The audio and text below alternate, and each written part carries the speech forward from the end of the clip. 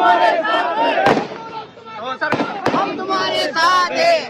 शिवाजी महाराज की जय भवानी, जय शिवाजी, भवानी, जय शिवाजी, महादेव, हम तुम्हारे साथ हैं।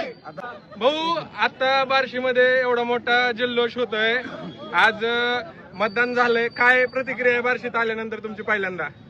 निश्चितपणानं संपूर्ण तालुक्यामध्ये जे काही जुन्या घटना घडलेल्या होत्या विधानसभेच्या बाबतीमध्ये, त्या सर्व गोष्टीचा एक आनंद व विधान परिषदेच्या निमित्तानं आज या बार्शीकरांना एक न्याय मिळाला, एक काम करणारा कार्यकर्ता या ठिकाणी परत आमदार होतोय, ही जी सर्वांची एक भावना होती आणि इच्छा होती ती पूर्ण होताना या ठिकाणी दिसते।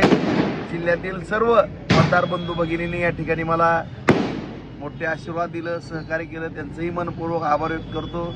सगळ्या जिल्ह्यातल्या नेते मंडळीनं, मित्रपरिवारांनी, महायुतीच्या सर्व मंडळींनी, काही ज्ञात अज्ञात सर्वांनी या ठिकाणी मला जी मदत केली त्या सगळ्यांचे या ठिकाणी आभार व्यक्त करतो। आणि नक्कीच आज तालुक्याची जबाबदारी होती, परंतु आज जिल्ह्याची जबाबदारी या ठिकाणी माझ्यावर